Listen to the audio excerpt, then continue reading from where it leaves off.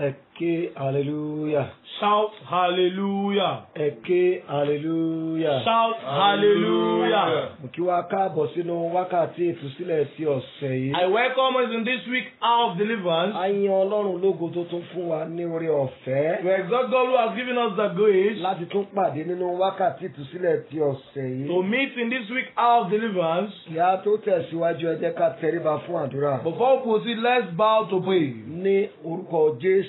In the name of Jesus. Ní orúkọ ńlá Jésù Kristi. In the mighty name of Jesus. Ọlọ́run àwọn ọmọ ogun a gbé orúkọ rẹ̀ ga. Lord, we exalt you. A yìn ọ́ tóró máa ń gbọ́ tiwa nígbà gbogbo. Thank you for listening to our voice at all times. A dúpẹ́ àánú rẹ lórí ìdílé ẹnìkọ̀ọ̀kan wa. Thank you for mercy upon every family. A dúpẹ́ orí ọ̀fẹ́ tá a rí gbà láti tún wà nínú wákàtí ìtúsílẹ̀ tọ̀sẹ̀ yìí. Thank you for the grace we receive to be in this week hour of deliverance. Ọmọ Ọlọ́run ẹ gba ọpẹ́ wa. Son of God, accept our praise. Ọmọ Ọlọ́run ẹ gba ìyìn wa. Son of God, accept our praise. Bí a ti ń lọ nínú ìtúsílẹ̀ ti alẹ́ yìí, As we go in this week hour of deliverance, àwọn ẹ̀ṣẹ̀ wa gbogbo, every of our sins, Ọmọ Ọlọ́run ẹ dáríjì wá. Son of God, forgive us. Àwọn ẹ̀ṣẹ̀ wa gbogbo, Olúwa ẹ dáríjì wá. Son of God, forgive us. Bí a ti ń lọ gbàdúrà lálẹ́ yìí, As we go to pray, Olúwa jẹ́ kí ọ̀run àánú ó ṣí fún wa. let heaven of mercy be opened. Ọmọ Ọlọ́run jẹ́ kí ọ̀run àánú ó ṣí fún wa. Let heaven of mercy be opened. Ògo ní forúkọ rẹ o. Glory be to your name. Ní orúkọ Jésù Kristi Olúwa wa. Jesus Christ our Lord. Ẹ jẹ́ á lọ yin ọba àwọn ọba. Let's praise the King of Kings. Ìwọ l'Olúwa, ayérayé mo gbé ọ̀gá. Ìwọ l'Olúwa, ayérayé mo gbé ọ̀gá. Ọba níwájú ọba, ọba nínú ọba, ọba lẹ́yìn ọba o. Ìwọ l'Olúwa, ayérayé mo gbé ọ̀gá. Ìwọ ni o. Ìwọ l'Olúwa, ayérayé mo gbé ọ̀gá. Ìwọ l'Olúwa, ayérayé mo gbé ọ̀gá. Ọba níwájú ọba, ọba nínú ọba, ọba lẹ́yìn ọba o. Ìwọ l'Olúwa, ayérayé mo gbé ọ̀gá. Ọba tá kò lè rọ̀ lóyè, alágbára tá kò lè ṣẹ́gun ni. Ìjọba rẹ̀ dùn mọ́ wa yéye o. Máa jọba lọ, Olúwa jọba lọ. Máa jọba lọ, Olúwa. Máa jọba lọ, Olúwa jọba lọ. Máa jọba lọ, Olúwa. Máa jọba lọ, Olúwa. Ọba tá kò lè rọ̀ lóyè, alágbára tá kò lè ṣẹ́gun ni. Ìjọba rẹ̀ dùn mọ́ wa yéye o. Máa jọba lọ, Olúwa. Lórí ayé wa. Máa jọba lọ, Olúwa. Máa jọba lọ, Olúwa. Nínú ẹbí wa. Máa jọba lọ, Olúwa. Máa jọba lọ, Olúwa. Ọba tá kò lè rọ̀ lóyè, alágbára tá kò lè ṣẹ́gun ni. Ìjọba rẹ̀ dùn mọ́ wa yéye o. Máa jọba lọ, Olúwa. Mo dá ọpẹ́ padà sọ́dọ̀ ẹni tó lọ́pẹ́. Mo dá ọpẹ́ padà sọ́dọ̀ ẹni tó lọ́pẹ́. Mo dá ọpẹ́ padà sọ́dọ̀ ẹni tó lọ́pẹ́. Mo dá ọpẹ́ padà sọ́dọ̀ ẹni tó lọ́pẹ́. Èmi dá ọpẹ́ padà sọ́dọ̀ ẹni tó lọ́pẹ́. Mo dá ọpẹ́ padà sọ́dọ̀ ẹni tó lọ́pẹ́. Mo dá ọpẹ́ padà sọ́dọ̀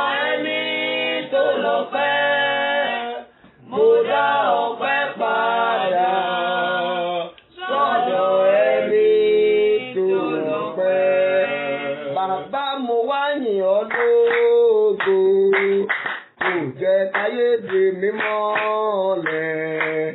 Jésù mo wá yìn ọ́ lógo, kò jẹ́ káyé dè mí mọ́lẹ̀. Bàbá mo wá yìn ọ́ lógo, kò jẹ́ káyé dè mí mọ́lẹ̀. Ọlọ́run ayérayé, Jésù mo wá yìn ọ́ lógo, kò jẹ́ káyé dè mí mọ́lẹ̀. Bàbá mo wá yìn ọ́ lógo, kò jẹ́ káyé dè mí mọ́lẹ̀. Jésù mo wá yìn ọ́ lógo, kò jẹ́ káyé dè mí mọ́lẹ̀. Bàbá mo wá yìn ọ́ lógo, kò jẹ́ káyé dè mí mọ́lẹ̀. Jésù mo wá yìn ọ́ lógo, kò jẹ́ káyé dè mí mọ́lẹ̀. Àpáta ayérayé, àpáta ayérayé, mo wó lẹ́kùn ọmọjúbà rẹ̀.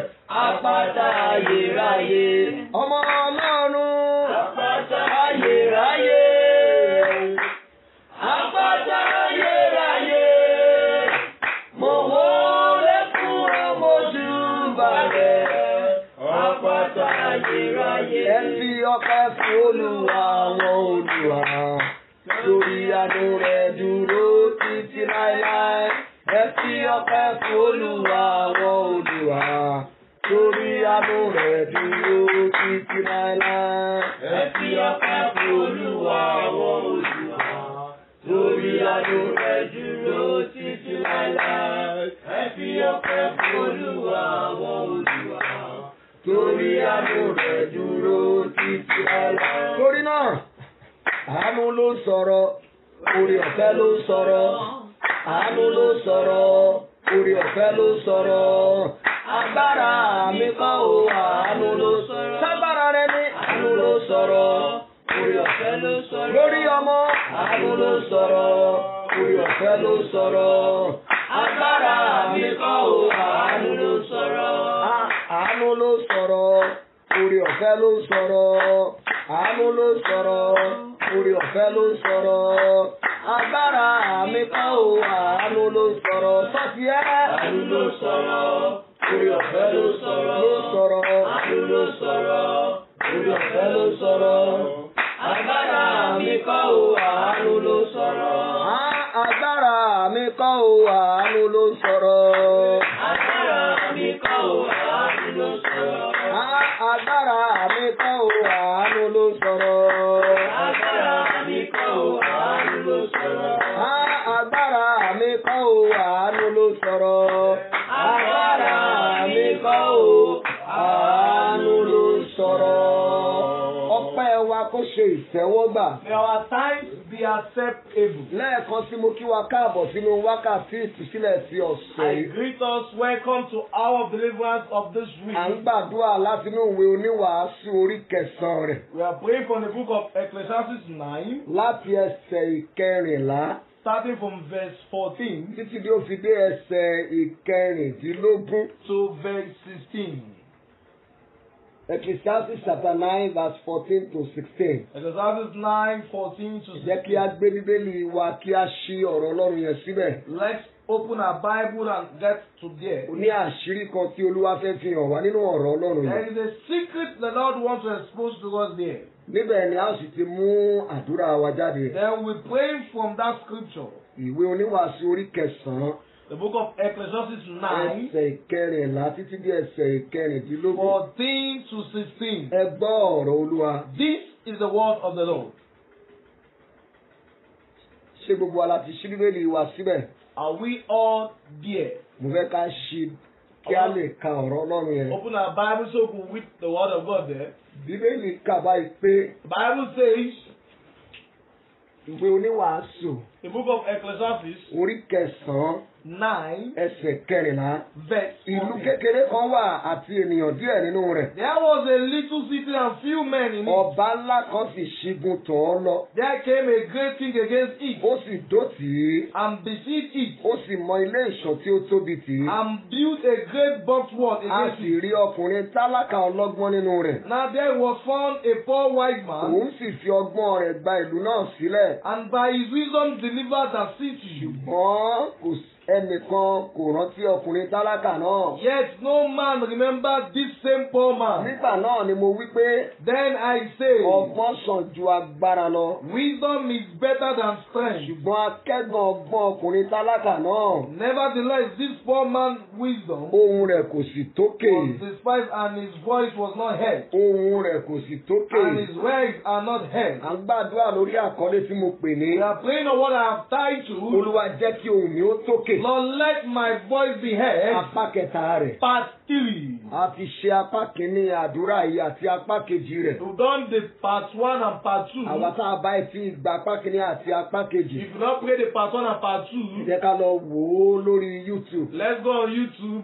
Tí a bá débẹ̀, Once we are there, a rí Olúwa jẹ́ kó ohùn mi ó tókè apá Lord, kìíní, let my voice be heard. Part apá kejì 1 and 2. àti apá kẹta ilé tí a ń ṣe And yìí. this part 3 we're about to work Ọ̀rọ̀ on. Ọlọ́run tí a kà yìí, The word of God we read ó sọ nípa ìlú kékeré kan. talks about a small city. Ó ní ọkùnrin tálákà kan sì wà nínú rẹ̀. There was a poor man in it, Ìlú yìí àwọn ènìyàn díẹ̀ ló wà nínú and rẹ̀. there are few men in this city. Àwọn ènìyàn díẹ̀ ló wà nínú There are rẹ̀. few men in the city. Ọba ńlá kan ṣígun tọ ìlú náà lọ. And gave us a great king, Ó dótì ìlú yẹn, ó dẹ̀ mọ ilé ìṣọ́ tì í. and built a bulwark against Ó ti it. pinnu láti run ìlú yẹn He has made the mandate to consume that àti city láti kó wọn lẹ́rú. and to put them into Ṣùgbọ́n slavery. nínú ìlú náà la rí ọkùnrin ọlọ́gbọ́n. In that same city found a wise man. Bíbélì wípé ó fi ọgbọ́n rẹ̀ gba ìlú náà The sílẹ̀. Bible said he used his wisdom to deliver the city. Ṣùgbọ́n kò sí ẹnìkan tí ó rántí ọkùnrin And no tálákà náà. man remembered this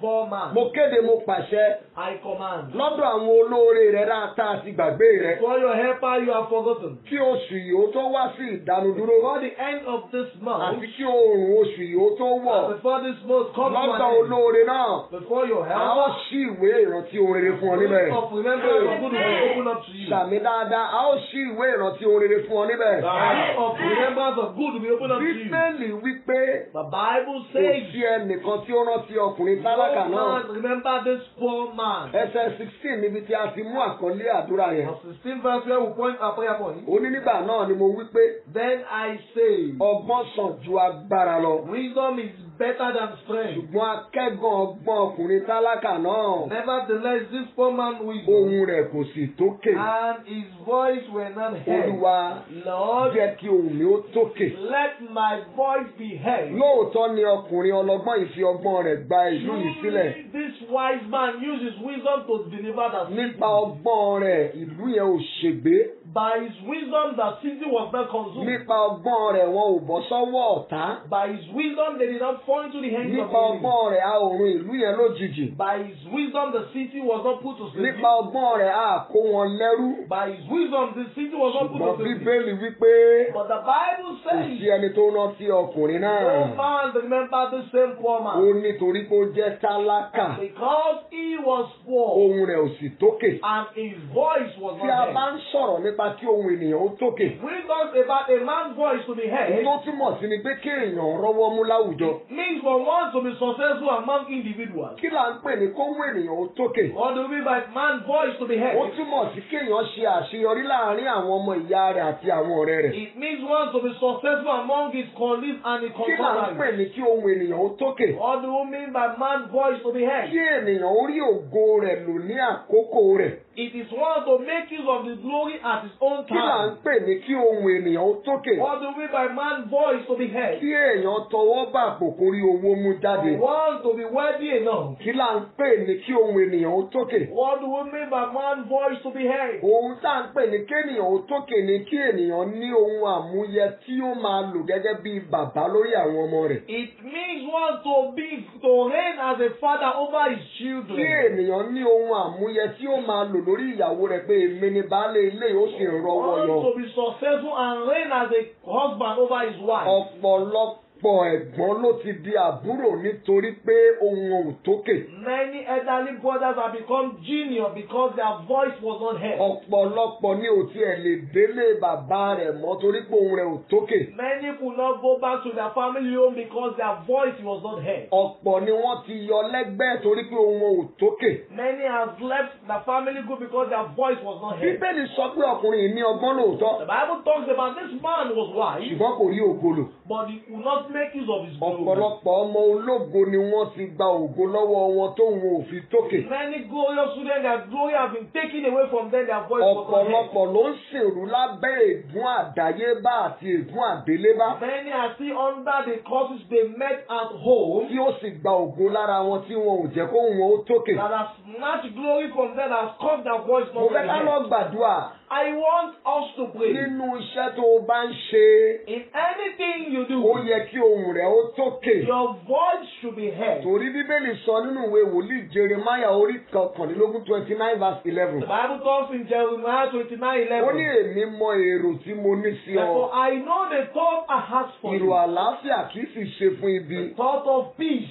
Láti and not fún of ọ evil, ní ìgbẹ̀yìn tó nírètí. to give you an expected end. Ètò Ọlọ́run ni fún ọ pé kí ohùn rẹ̀ ó tókè. The plans of God for your life is your voice to be Ó heard. ní ká máa bí sí ká máa rẹ̀ sí, ó ní ká gbilẹ̀ ká ṣe ìkáwọ́ You rẹ̀. should increase and multiply and dominate the world. Gẹ́gẹ́ bí ọmọ Ọlọ́run, As a child a of dá God, ọmọ ògo ni o. you are great in glory. Gẹ́gẹ́ bí ọmọ As Ọlọ́run, a child of a God, dá ọ láti máa ṣe ìkáwọ́ ni. you are great to command. A dá ọ láti máa jẹ orí ni. You are great to be the head. Ogun wo ló wọnú ayé rẹ lójijì tí ò jẹ́ kóhùn rẹ̀ ó tókè? What battle has entered your life suddenly that made your Ogun voice wo ló not be heard? wọnú ìgbéyàwó rẹ? What battle has entered your marriage? Ogun wo ló wọnú iṣẹ́ rẹ What battle has come to your job? tí ò jẹ́ kóhùn rẹ̀ ó tókè? And have not caused your voice to be Èmi ń heard. gbàdúrà It is my prayer. gbogbo ogun tó ń sọ ẹ̀gbọ́n dàbúrò Every battle that has belittling you lórí and rẹ lálẹ́ yìí. over you Olúwa tonight, bí ogun náà ṣubú. the Lord has put an end to that battle. Olúwa bí ogun náà ṣubú. The Lord has put an end to that battle. Arákùnrin àti arábìnrin My dear in the Lord, gẹ́gẹ́ bí arákùnrin yẹn. as that young man, Bíbélì pè é ní tálákà. the Bible called him that he was poor. Ohun tó wà nínú ayé rẹ̀ nìyẹn. That was what is in his Tí ò life jẹ́ kóhùn rẹ̀ ó tókè. and has caused his voice not to be Ogun wo heard. ló wà nínú ayé tiẹ̀ náà? What battle is in your Tí life ò jẹ́ kóhùn rẹ̀ ó tókè. and has caused your voice not to be Ṣé heard? ègún ilé ìyá ni? Is it the cause of your Ègún parents? ilé bàbá Is ni? it the cause of your father's house? Ogun àìríṣẹ́ ni? Is it because of not seeing a job? Ogun àìrówó lọ́wọ́ ni? Is it the battle of not wealthy? Ogun àìrọ́wọ́ yọ ni? Is it the battle of not being Irú àwọn successful? ogun bẹ́ẹ̀ lálẹ́ yìí. God's battle tonight. Ọlọ́run yóò bì wọ́n ṣubú. God shall put an end to it. Irú àwọn ogun bẹ́ẹ̀ lálẹ́ yìí. God's battle tonight. Olúwa yóò bì wọ́n ṣubú. God shall put an end to Ká it. tó lọ gbàdúrà ohun tó nílò láti ṣe náà ni kò fi ayé rẹ̀ fún Jésù. I will pray. All you need is to give your life to Kó o Jesus. dẹ̀ fi fún nítòótọ́ kì í ṣe ètò máa fi fún lónìí tó tún máa gbà lọ́la. Total submission of your life to Kó o Jesus. fi ayé rẹ̀ fún. Give your life to Him. Kó o di àtúnbí nítòótọ́. Be a true child of Kó o sì God máa gbé ìgbé ayé ìwà mímọ́. and live a righteous Kó o life. kó ẹ̀ṣẹ̀ àti èṣù sílẹ̀. You reject sin and Satan. Nígbà yẹn náà ló máa gbóhùn sókè. Then your voice will be heard. Á dẹ̀ gbọ́ ohùn rẹ̀. And He will hear your voice. Ohùn rẹ̀ tí wọ́n ń gbọ́ lábẹ́ ilé tẹ́lẹ̀ á sì bẹ̀rẹ̀ sí í tókè. It will not be heard at the top. Kí a tó lọ gbàdúrà ǹjà nírú èèyàn bẹ́ẹ̀ láàrin wa. You have such person in our midst. Tó fẹ́ fi ayé rẹ̀ fún Jésù. You want to give your life to Fẹ́ kó o fi Jesus. ọwọ́ rẹ̀ sí àyà. I want to place hand on Kó o máa yourself wí tẹ̀lé mi pé and say this way. Jésù Olúwa, Jesus, my Lord, mo wá síwájú rẹ̀ ní àṣálẹ́ I yìí come to you tonight gẹ́gẹ́ bí ẹlẹ́ṣẹ̀. as a sinner. Kí àdúrà mi má bàa ní ìdènà. For my prayer not to be Mo hindered, jẹ́wọ́ ẹ̀ṣẹ̀ mi. I confess my Mo sin. ronúpìwàdà. I call a change of Mo heart. jẹ́wọ́ Jésù I Kristì confess Jesus ní Olúwa àti olùgbàlà as mi. my Lord and Kí Savior. Olúwa kí ó ràn mí lọ́wọ́. May the Lord help Tó me. bá ti gbàdúrà yẹn èmi náà sọ tẹ́lẹ̀ sí ayé I rẹ̀. prophesy to your life Àwọn ẹ̀ṣẹ̀ gbogbo every sin tí ò jẹ́ kóhùn rẹ̀ ó tókè. that have caused your voice not to be heard. Olúwa kó dáríjì May the ọ́. Lord forgive you. Ó ti di àtúnbí lónìí ò ní padà sínú ayé. I'm born again, you don't go back to the world. Jésù Olúwa wa. Jesus alone. À ń lọ gbàdúrà nìyẹn ará nínú Olúwa. My dear in the Lord, we go to pray. Mo fẹ́ kó o kọrin yìí I dáadáa. wanted to sing this song very Mo well. fẹ́ kó o sọ àsọtẹ́lẹ̀ I wanted to prophesy nínú orin yìí. in this song. Mo fẹ́ kó o kọrin yìí dáadáa. I wanted to sing very Wàá well. dẹ̀ sọ àsọtẹ́lẹ̀. I will prophesy. Òkè òkè òkè òkè òkè òkè òkè òkè òkè òkè ní Jésù mi wà, òkè ni wọ́n máa lọ. Òkè òkè òkè òkè òkè òkè òkè òkè òkè òkè ní Jésù mi wà, òkè ni wọ́n máa lọ. Òkè òkè òkè òkè òkè òkè òkè òkè òkè òkè ní Jésù mi wà, òkè ni wọ́n máa lọ. Òkè òkè òkè òkè òkè òkè òkè òkè òkè òkè ní Jésù mi wà, òkè ni wọ́n máa lọ. Ó yá òkè òkè òkè òkè òkè òkè òkè òkè òkè òkè ní Jésù mi wà, òkè ni wọ́n máa lọ. Òkè òkè ní Jésù mi wà, òkè ni wọ́n máa lọ. Òkè òkè ní Jésù mi wà, òkè ni wọ́n máa lọ. Òkè òkè ní Jésù mi wà, òkè ni wọ́n máa lọ. Òkè òkè ní Jésù mi wà, òkè ni wọ́n máa lọ. Ẹ pe orúkọ Jésù lẹ́ẹ̀kan tó. How Jesus wants. Bàbá mi o. My Father. Ẹ̀ṣẹ̀ tó wà lọ́wọ́ mi. Sin in my life. Tó lè má jẹ́ kí àdúrà mi ó gòkè. That will cause my prayer not to go to the Tọ̀ top. Ọlọ́run lọ lálẹ́ yìí. To meet with God. Olúwa fi àánú dáríjì mi. Lord forgive me with Kó the pa ẹ̀ṣẹ̀ náà rẹ́. And cleanse my Ó yẹ gbàdúrà. Orúkọ Jésù. Bàbá mi o. Ẹ̀ṣẹ̀ tó wà lọ́wọ́ mi. Tí ò ní jẹ́ kí ohùn mi ó gòkè. Tọ̀ Ọlọ́run lọ ní alẹ́ yìí. Olúwa dáríjì mi. Olúwa pa ẹ̀ṣẹ̀ náà rẹ́. Olúwa dáríjì mi. Olúwa pa ẹ̀ṣẹ̀ náà rẹ́. Olúwa dáríjì mi. Pa ẹ̀ṣẹ̀ náà rẹ́. Olúwa dáríjì mi. Pa ẹ̀ṣẹ̀ náà rẹ́. Olúwa dáríjì mi. Ó pa ẹ̀ṣẹ̀ náà rẹ́. Fún àdúrà Jésù Olúwa wa.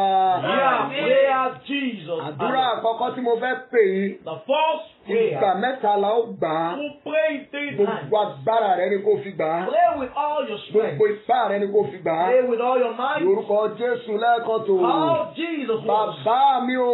My Father. Ohun àmúṣògo mi. That which I need to be relevant. Tí àwọn agbára ilé bàbá mi ti gbà lọ́wọ́ mi. How for my father has snatched from Tí me. ò jẹ́ kóhùn mi ó tókè. And has caused my voice to Olúwa be gbà heard. padà fún mi. Lord, will come Ó yá for sọ me. ní àdúrà. Yeah. Orúkọ Jésù.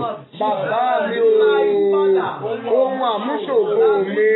Tí àwọn agbára ilé bàbá mi ti gbà lọ́wọ́ mi. Tí ò jẹ́ kóhùn mi ó tókè. Olúwa gbà padà fún mi. Olúwa gbà padà fún mi. Olúwa gbà padà fún mi. Olúwa gbà padà. Gbà padà. Gbà padà. Gbà padà. Gbà padà fún mi. Gbà padà fún mi. Gbà padà. Ohun àmúṣògo mi. Tí àwọn agbára ilé bàbá mi ti gbà lọ́wọ́ mi. Olúwa gbà padà fún mi. Olúwa gbà padà fún mi. Olúwa gbà padà fún mi. Olúwa gbà padà fún mi. Fún àdúrà.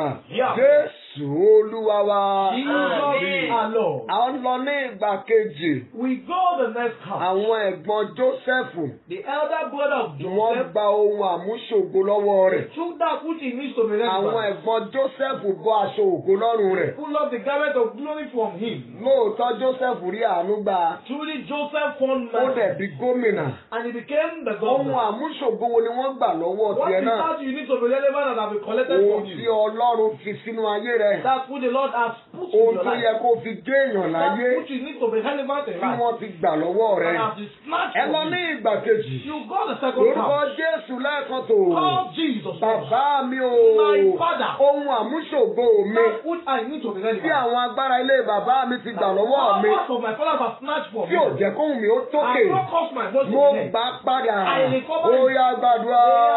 Orúkọ Jésù. Bàbá mi o. Ohun àmúṣògo mi.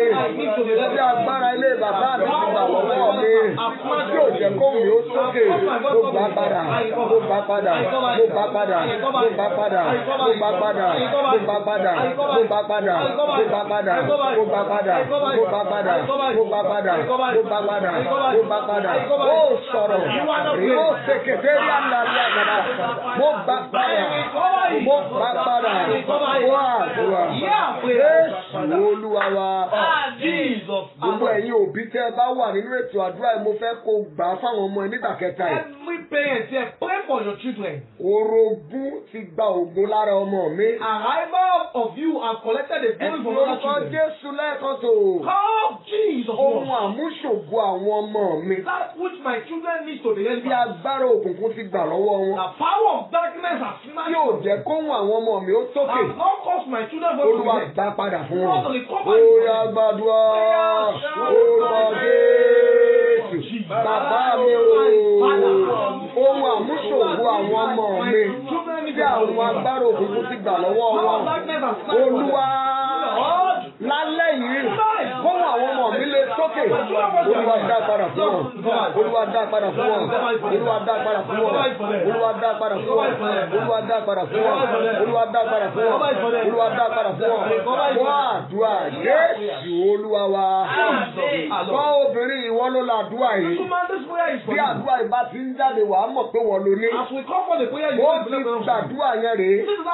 Àǹfààní rere tí wọ́n jágbà lọ́wọ́ mi. Good opportunity that has been snatched from me. Tí ò jẹ́ kóhùn mi ó tókè mọ́. I have not caused my voice to be Mo heard. gbà padà. Ó yá àdúrà. Orúkọ Jésù. Bàbá mi o. Àǹfààní rere tí wọ́n jágbà lọ́wọ́ mi. Tí ò jẹ́ kóhùn mi ó tókè. Mo gbà padà. Mo gbà padà. Mo gbà padà. Mo gbà padà. Mo gbà padà. Mo gbà padà. Mo gbà padà. Mo gbà padà. Mo gbà padà. Mo gbà padà. Mo gbà padà. Mo gbà padà. Ó sọ̀rọ̀. Ó sọ̀rọ̀. Mo gbà padà. Mo gbà padà. Mo gbà padà. Mo gbà padà. Mo gbà padà. Fún àdúrà. Jésù Kristi Olúwa wa. Ó tún àdúrà yẹn gbà lẹ́ẹ̀kan sí. Àpè Jésù lẹ́ẹ̀kan tó. Bàbá mi o. Àǹfààní rere tí òkùnkùn gbà lọ́wọ́ mi. Àǹfààní rere tí wọ́n fi agbára jágbà lọ́wọ́ mi. Tí ò jẹ́ kóhùn mi ó tókè mọ́. Mo gbà padà. Ó yá àdúrà. Orúkọ Jésù. Bàbá mi o. Àǹfààní rere tí wọ́n gbà lọ́wọ́ mi. Tí ò jẹ́ kóhùn mi ó tókè mọ́. Mo gbà padà. Mo gbà padà. Mo gbà padà. Mo gbà padà. Mo gbà padà. Mo gbà padà. Mo gbà padà. Ẹ gbàdúrà. Rábọ̀ sèkètèrè àndàlí kàbó. Màkàtà yéèrè mo sàndàlí àkàbà. Mo gbà. Mo gbà. Àǹfààní rere tí òkùnkùn gbà lọ́wọ́ mi. Tí ò jẹ́ kó mi ó tókè. Mo gbà. Mo gbà. Mo gbà. Mo gbà. Fún àdúrà. Jésù Kristi Olúwa wa.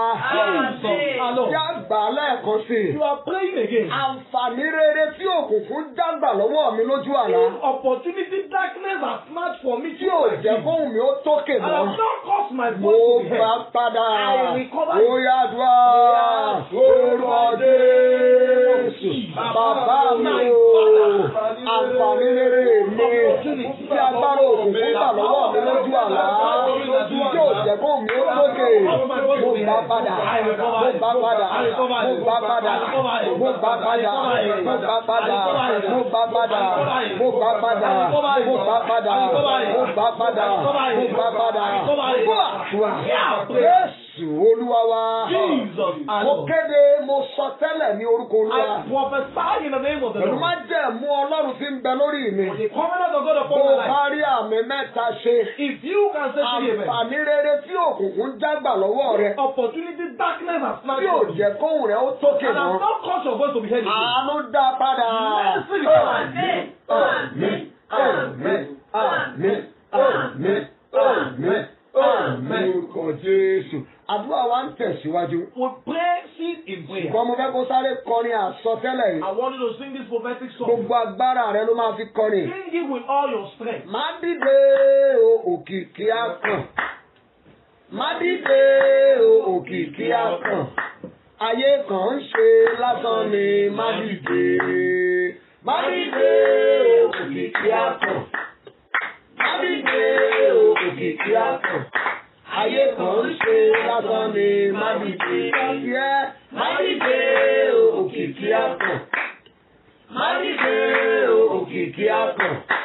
ayé kan ń ṣe lásán ni má dìde. Ó yá má dìde òkìkí àtàn.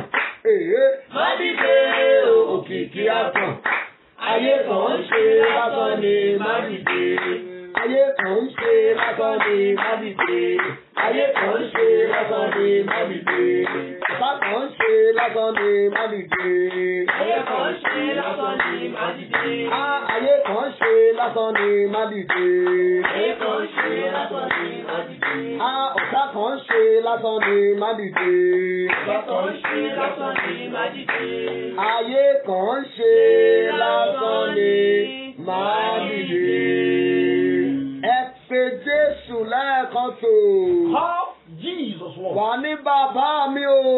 My Father. Ẹ̀yin agbára ṣíni lọ́wọ́ níbi re. Power that pursue one from Bí kò progress. jẹ́ kí àwọn ọmọ ológo ilé wa kó wọ́n tókè. I have not caused the glory of my Father. Ẹ fi ayé mi sílẹ̀. Live my life. Gbogbo ipá rẹ̀ ló fi gbàdúrà yìí. Pray with all your strength. Ẹ̀yin agbára ṣíni lọ́wọ́ níbi re. Power that stop one from goodness. Nílé bàbá mi. Of my Father's Bí kì í house. jẹ́ kí ohun àwọn ọmọ ológo tókè. I will not allow the voice of the ghost to Ẹ be heard. fàyè mi sílẹ̀.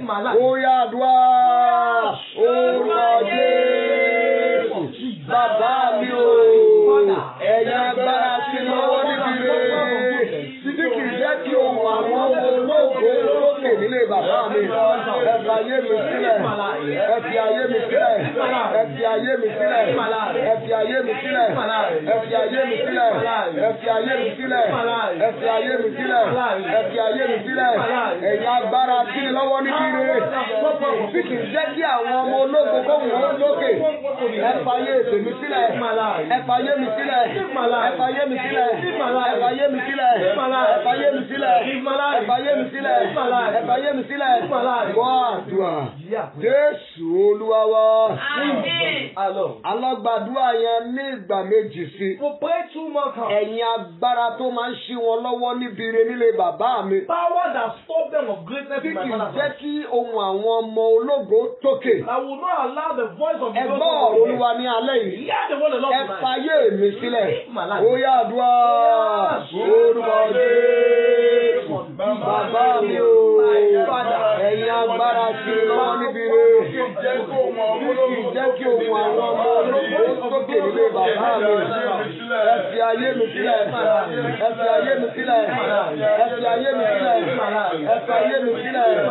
Ẹ fi ayé mi sílẹ̀. Ẹ fi ayé mi sílẹ̀. Ẹ fi ayé mi sílẹ̀. Ẹ fi ayé mi sílẹ̀. Ẹ fi ayé mi sílẹ̀. Ẹ fi ayé mi sílẹ̀. Ẹ fi ayé mi sílẹ̀. Àdúrà Jésù Olúwa wa. Ó tún àdúrà yẹn gbà. You repeat that Wàá prayer. pe orúkọ Jésù lẹ́ẹ̀kan tó. How Jesus was. Bàbá mi o. My Father. Ẹ̀yin agbára ṣíni lọ́wọ́ níbi re. Power that stop one from greatness. Nílé bàbá mi. Of my Father's house. Ẹ̀yin agbára ṣíni lọ́wọ́ níbi re. Power that stop one in place of progress. Tó máa ń ṣí àwọn ọmọ ológo lọ́wọ́ níbi re. That stop the glory from the place of Bí kì suffering. í jẹ́ kó wọ́n ó tókè. I will not allow their Ẹ voice to be fàyè heard. mi sílẹ̀. Live my Ó life. yá àdúrà. Orúkọ Jésù. Bàbá mi o. Ẹ̀yin agbára ṣí lọ́wọ́ níbi re. Tẹ́ ẹ máa ń ṣí wọn lọ́wọ́ níbi re nílé bàbá mi. Tóun wọn kì í sí tókè. Ẹ fàyè mi sílẹ̀. Ẹ fàyè mi sílẹ̀. Ẹ fàyè mi sílẹ̀. Ẹ fàyè mi sílẹ̀. Ẹ fàyè mi sílẹ̀. Agbára ṣí lọ́wọ́ níbi re.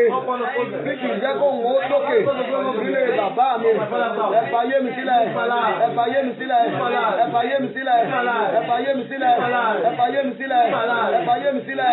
Ẹ sọ̀rọ̀. Ẹ sọ̀rọ̀. Ẹ fàyè mi sílẹ̀. Gbọ́ àdúrà. Jésù Olúwa wa. Jesus alone. Sáré gbàdúrà eléyìí. Pray this prayer. Ilẹ̀kùn ìrànlọ́wọ́ tó yẹ kó ṣí fún mi. Door of help that ought to open for Kóhun me. tèmi náà lè tókè. For my voice to be heard. Olúwa fàánú ṣe. Lord, open it with Kí your ọdún yìí ó tó lọ. Before this year marks Àti end. kí oṣù yìí ó tó parí. Ó yẹ gbàdúrà. Orúkọ Jésù. Bàbá mi o. Ilẹ̀kùn ìrànlọ́wọ́ tó yẹ kó ṣí fún mi. Kóhun tèmi náà ó lè tókè kí oṣù yìí ó tó lọ àti kí ọdún yìí ó tó parí. Olúwa fàánú sí i. Olúwa fàánú sí i. Olúwa fàánú sí i. Olúwa fàánú sí i. Olúwa fàánú sí i. Olúwa fàánú sí i. Olúwa fàánú sí i. Olúwa fàánú sí i. Olúwa fàánú sí i. Olúwa fàánú sí i. Gbọ́ àdúrà. Jésù Kristi Olúwa wa. Fún àdúrà yẹn gbà. You repeat that prayer. Ilẹ̀kùn ìrànlọ́wọ́ kan bá ṣí. If a door assistance Ó lè opens, ṣí ọ̀pọ̀lọpọ̀ ilẹ̀kùn eré fún ọ. it can open diversity of all. Ilẹ̀kùn ìrànlọ́wọ́ bá ṣí. If door of assistance will open, Á dẹ̀ so èèyàn pọ̀ mọ́ olóore ńlá. it will connect one to great Ìyá help. gbàdúrà yẹn báyìí. Let's pray this way. Ilẹ̀kùn ìrànlọ́wọ́ ojoojúmọ́. Door of help, Èyí continual tó door yẹ of kó help ṣí fún mi. that ought to open Kóhùn up for tèmi me. náà ó lè tókè. For my voice to be heard. Olúwa fàánú sí. Lord, open it with your Bàbá mercy. bẹ́ẹ̀ kórìíta kan a máa pariwo. When you get to down, begin to Olúwa shout. fàánú sí. Lord, open it with your Fàánú mercy. sí. Open it with your Fàánú mercy. sí. Open it with your mercy. Orí agbàdúrà. Orúkọ Jésù. Bàbá mi ò. Ilẹ̀kùn ìrànlọ́wọ́ ojoojúmọ́. Èyí tó yẹ kó ṣí fún mi. Open up for me. Kí ohun tèmi náà lè tókè. Olúwa fàánú sí. Olúwa fàánú sí. Olúwa fàánú sí. Olúwa fàánú sí. Olúwa fàánú sí. Olúwa fàánú sí. Fàánú sí. Fàánú sí. Fàánú sí. Fàánú sí. Fàánú sí. Fàánú sí. Fàánú sí. Fàánú sí. Fàánú sí. Fàánú sí. Fàánú sí. Fàánú sí. Fàánú sí. Gbọ́ àdúrà. Jésù Olúwa wa. Jesus alone. Mo fi máa jẹ́ mú àánú orí mi sọ tẹ́lẹ̀ sí ayé rẹ̀. With the covenant of mercy upon my life, Bí àmì rẹ̀ bá pé mẹ́ta, if your amen can be seen, ilẹ̀kùn ìrànlọ́wọ́ ojoojúmọ́ tó yẹ kó ṣí fún ọ. door of daily help that ought to open up for Kóhùn you. tiẹ̀ náà lè tókè. For your voice to be Kí heard. òòrùn ọdún yìí ó tó wọ̀. Before this year March Àti ends. kí oṣù kẹwàá yìí ó tó Before parí. the first month finish. Àánú sílẹ̀kùn náà. Àmín. Àmín. Àmín nínú orúkọ Jésù. A ṣì ń gbàdúrà. We are still praying. Olúwa olóore ńlá tó yẹ kí n bá pàdé ní ìrìn àjò ọdún yìí. Great helper I need to meet in my journey this year. Tóhùn tèmi náà fi tókè. For my voice to be heard. Kọ́dún yìí ó tó lọ. Before this year March Kí oṣù ends. yìí ó tó parí. Before this month March Olúwa jẹ́ n pàdé ends. rẹ̀. Just let me look. Oya àdúrà. Orúkọ Jésù. Bàbá mi ò. Olóore ńlá. Tó yẹ kí n pàdé. Ní ìrìn àjò ọdún yìí. Tóhùn tèmi náà fi tókè. Olúwa jẹ́ n pàdé rẹ̀. Olúwa jẹ́ pàdé. Olúwa jẹ́ pàdé. Olúwa jẹ́ pàdé. Olúwa jẹ́ pàdé. Olúwa jẹ́ pàdé. Olúwa jẹ́ pàdé. Olúwa jẹ́ pàdé. Olúwa jẹ́ pàdé. Olúwa jẹ́ pàdé. Olúwa jẹ́ pàdé. Gbọ́ àdúrà. Jésù Olúwa wa.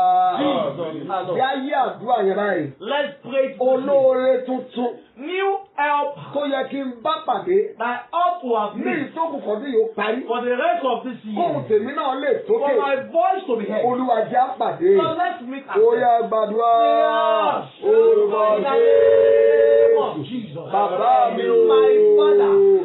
Olóore tuntun. Tó yẹ kí n bá pàdé.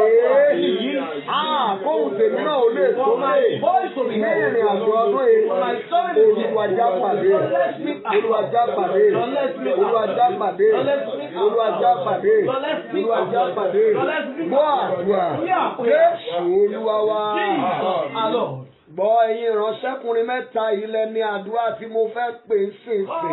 Three men own this prayer. Olúwa sọ fún mi pé ìjì ló tẹ orí yín ba tí ohùn yóò fi tókè. The Lord says, storm has subjected you. Láìlẹ̀ ó ṣe gbàdúrà yẹn. This is how you will Ẹ ó pray. pe orúkọ Jésù ní ìgbà mẹ́ta. Call Jesus 3 times. Ìjì tó wọnú ayé mi lójijì. Storm that came to my life Tí ò suddenly. jẹ́ kóhùn mi ó tókè. I have caused my voice to be Ìwọ heard. ìjì gbọ́ ọ̀rọ̀ Olúwa. Storm here. Ó yá fi ayé mi sílẹ̀. Leave my life. Ẹ gbàdúrà.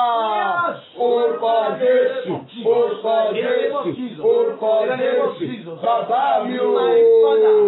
Ìwọ ìjì. Tó storm tó wọnú ayé mi that comes to my life lójijì suddenly. tí ò jẹ́ kóhùn mi ó tókè ìwọ ìjìgbọ́ ọ̀rọ̀ Olúwa ó yá fàyè mi sílẹ̀ fàyè mi sílẹ̀ fàyè mi sílẹ̀ fàyè mi sílẹ̀ fàyè mi sílẹ̀ fàyè mi sílẹ̀ ìjì tó wọnú iṣẹ́ mi ìjì tó wọnú ìgbéyàwó mi ìjì tó darapọ̀ mọ́ ìrìn àjò mi tí ò jẹ́ kóhùn mi ó tókè gbọ́ ọ̀rọ̀ Olúwa ìwọ ìjì fàyè mi sílẹ̀ fàyè mi sílẹ̀ fàyè mi sílẹ̀ fàyè mi sílẹ̀ gbọ́ àdúrà Jésù Olúwa wa ó gbàdúrà yẹn lẹ́ẹ̀kan sí. You pray that prayer again. Mọ̀ ó kọrin àsọtẹ́lẹ̀ Or yìí. you sing this prophetic Gbogbo ipá psalm. rẹ ni kò fi kọ́. Sing it with all your Kò fẹ́ strength. bá ìjì wí nínú You orin want rẹ̀. to deal with storm. Ìjì ti ń dá dúró jẹ́, dúró jẹ́, dúró jẹ́. Ìjì ti ń dá dúró jẹ́, jẹ́ kí n kọjá lọ. Jésù ti ràn mí lọ́wọ́, Jésù ti fà mí lọ́wọ́ sókè. Ìjì ti ń dá dúró jẹ́, ìjì ti ń dá dúró jẹ́, dúró jẹ́, dúró jẹ́. Ìjì ti ń dá dúró jẹ́, jẹ́ kí n kọjá lọ. Jésù ti ràn mí lọ́wọ́, Jésù ti fà mí lọ́wọ́ sókè. Ìjì ti ń dá dúró jẹ́, ìjì ti ń dá dúró jẹ́, dúró jẹ́, dúró jẹ́. Ìjì ti ń dá dúró jẹ́, jẹ́ kí n kọjá lọ. Jésù ti ràn mí lọ́wọ́, Jésù ti fà mí lọ́wọ́ sókè. Ìjì ti ń dá dúró jẹ́. Óyá, ìjì ti ń dá dúró jẹ́, dúró jẹ́, dúró jẹ́. Ìjì ti ń dá dúró jẹ́, jẹ́ kí n kọjá lọ. Jésù ti ràn mí lọ́wọ́, Jésù ti fà mí lọ́wọ́ sókè. Ìjì ti ń dá dúró jẹ́, ìjì ti ń dá dúró jẹ́, dúró jẹ́, dúró jẹ́. Ìjì ti ń dá dúró jẹ́, jẹ́ kí n kọjá lọ. Jésù ti ràn mí lọ́wọ́, Jésù ti fà mí lọ́wọ́ sókè. Ìjì ti ń dá dúró jẹ́. Óyá, ìjì ti ń dá dúró jẹ́. Ìjì ti ń dá dúró jẹ́. Ìjì ti ń dá dúró jẹ́. Ìjì ti ń dá dúró jẹ́. Ìjì ti ń dá dúró jẹ́. Ìjì ti ń dá dúró jẹ́. Óyá, ìjì ti ń dá dúró jẹ́. Ìjì ti ń dá dúró jẹ́. Jésù ti ràn mí lọ́wọ́. Jésù ti fà mí lọ́wọ́ sókè. Ìjì ti ń dá dúró jẹ́. Lórúkọ Jésù lẹ́ẹ̀kan tó. How Jesus, Wà ní bàbá mi o. my Father, Ìjì wo ló wọnú ayé mi lójijì? what storm has came Tí to ò my jẹ́ life kóhùn mi ó tókè. and has caused my voice to Ìwọ be heard. ìjì gbọ́ ọ̀rọ̀ Olúwa. Ó yá fàyè mi sílẹ̀. Ẹ gbàdúrà. Orúkọ Jésù. Bàbá mi o. Ìjì wo ló wọnú ayé mi lójijì? Tí ò jẹ́ kóhùn mi ó tókè. Ìwọ ìjì gbọ́ ọ̀rọ̀ Olúwa. Fàyè mi sílẹ̀. Fàyè mi sílẹ̀. Fàyè mi sílẹ̀. Fàyè mi sílẹ̀. Fàyè mi sílẹ̀. Fàyè mi sílẹ̀. Fàyè mi sílẹ̀. Fàyè mi sílẹ̀. Gbọ́ àdúrà. Jésù Olúwa wa. Jesus, our Lord. Mo sọ lórúkọ Olúwa. I speak in the name of the Lord. Ìjì tó wọnú ayé rẹ lójijì. Storm that came to your life Tí òun rẹ suddenly ò fi tókè and mọ́. have caused your voice Bí to be àmì heard. rẹ bá pé méje. If your amen can be Irú seven, ìjì bẹ́ẹ̀. such storm, Ó yá kó fàyè rẹ sílẹ̀. Àmín, Àmín, àmín, àmín, àmín, àmín, àmín lórúkọ Jésù. Ọ̀rọ̀ tí à ń sọ ìṣẹ̀lẹ̀ sí Jóòbù. what we are talking about happens to Job. Ìjì yẹn wọlé lójijì. That storm came suddenly. Gbogbo àwọn tí wọ́n ti ń tẹríba fún Jóòbù. All that bow for Job, Wọ́n bẹ̀rẹ̀ sí ní bú. they began to mock him. Jóòbù sọ nínú ọ̀rọ̀ Ọlọ́run. Job said in his word, Ó sọ níbìkan níbẹ̀ pé says, ó ní wọ́n da ipa ọ̀nà mi rú. that they mind my path Wọ́n fi ran jàǹbá mi lọ́wọ́. and they help my tribulation. Ó ní àwọn ènìyàn lásán. That men Wọ́n da ipa ọ̀nà mi rú. mind my path. Ó ní wọ́n ya sí mi bí omi gbúrú. They came upon me like a troubled water. Jẹ́ kí n kà fún ọ láti ìwé Jóòbù orí ọgbọ̀n. Job 30, Job 30 from verse 12, 13 and 14. Job 30, 12, 13 and Nígbà 14. tí ìjì yìí dìde sí Jóòbù. When this storm came to Job, Jóòbù sọ ní Job 30 verse 12. Job said in Job 30 verse Ó 12, ní àwọn ènìyàn lásán dìde lé apá ọ̀tún mi. men raised upon me my right Wọ́n hand, sì ní lẹ́sẹ̀ kúrò. they pushed away my feet, Wọ́n sì la ipa ọ̀nà ìparun sílẹ̀ dè mí. and they raised up me against the way ẹsẹ̀ kẹtàlá ó ní wọ́n da ipa ọ̀nà mi rú. They mine my path. Wọ́n ran jàǹbá mi lọ́wọ́. And they set my foot about me. Àwọn tí kò lé olùrànlọ́wọ́. They have no helper. Ó ní wọ́n da ipa ọ̀nà mi rú. They mine my path. Ẹ pe Jésù lẹ́ẹ̀kan tó. Call Jesus. Wọ́n da ipa ọ̀nà rẹ̀ rú lóòótọ́ ṣùgbọ́n Olúwa tún ipa ọ̀nà Jóòbù ṣe. My Job path through the body. Wà á forúkọ Jésù lẹ́ẹ̀kan tó. Call Jesus. Bàbá mi o. My father. Ipa ọ̀nà mi tí ọ̀tá dàrú. My pathway the enemy has Tóun made. mi ò fi tókè And I mọ́. cross my voice to Olúwa bá mi tún ṣe lónìí. Ẹ gbàdúrà. Orúkọ Jésù. Bàbá mi o. Ipa ọ̀nà mi tí ọ̀tá dàrú. Tóun mi ò fi tókè mọ́. Olúwa bá mi tún ṣe. Bá mi tún ṣe. Bá mi tún ṣe. Bá mi tún ṣe. Tó bá jẹ́ iṣẹ́ rẹ ni sọ fún Ọlọ́run. Ipa ọ̀nà iṣẹ́ mi tí ayé dàrú. Tóun mi ò fi tókè mọ́. Olúwa tún ṣe. Olúwa tún ṣe. Olúwa tún ṣe. Olúwa tún ṣe. Olúwa tún ṣe. Gbọ́ àdúrà. Jésù Olúwa wa. Yàgbà lẹ́ẹ̀kan sí. Let's pray it again. Ipa ọ̀nà ayé mi. The pathway of my life. Ipa ọ̀nà ìgbéyàwó mi. The pathway of my Ti marriage. iṣẹ́ mi. Of my job. Tí ọ̀tá tọwọ́ bọ̀ tí wọ́n dàrú. Enemy has put in their hands to Tí ò jẹ́ kóhùn mi ó tókè mọ́. I've crossed my voice Olúwa over the dìde. head. Lord, Bá mi arise. tún ṣe. Repair it. Ó yá gbàdúrà. Orúkọ Jésù. Bàbá mi o. Ipa ọ̀nà ayé mi. Pathway of my life. Iṣẹ́ mi. My job. Ìgbéyàwó mi. My marriage. Tí ọ̀tá dàrú. The enemy has destroyed. Tí ò jẹ́ kóhùn mi ó tókè. I've crossed my voice over the head. Olúwa bá mi tún ṣe. Bá mi tún ṣe. Bá mi tún ṣe. Bá mi tún ṣe. Bá mi tún ṣe. Bá mi tún ṣe. Bá mi tún ṣe. Gbọ́ àdúrà. Jésù Olúwa wa. Wà á múra ká gbàdúrà mẹ́ta tó kù yìí. Let's pray 3 prayers to it. Wà á pe orúkọ Jésù lẹ́ẹ̀kan tó. Call Jesus. Bàbá mi o. My father. Agbára àṣeyọrí tí ayé mi nílò. The power of success in my life needs. Kóhun tèmi náà ó lè tókè. For my voice to be heard. Olúwa rán sínú ayé mi. God release it to me. Ó yá àdúrà. Orúkọ Jésù. Bàbá mi o.